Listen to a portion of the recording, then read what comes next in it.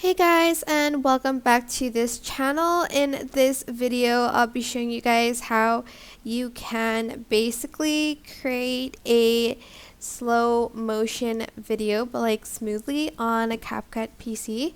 So add in your video and go to speed. It is up here, and you're just going to adjust the speed to whatever you like. You can also adjust the duration here as well. It's also going to adjust the speed too.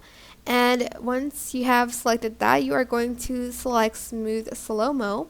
Select optical flow instead of frame blending because it's going to make it smoother. It does take longer, but it's worth it, I promise. And this is what your video should look like in slow motion.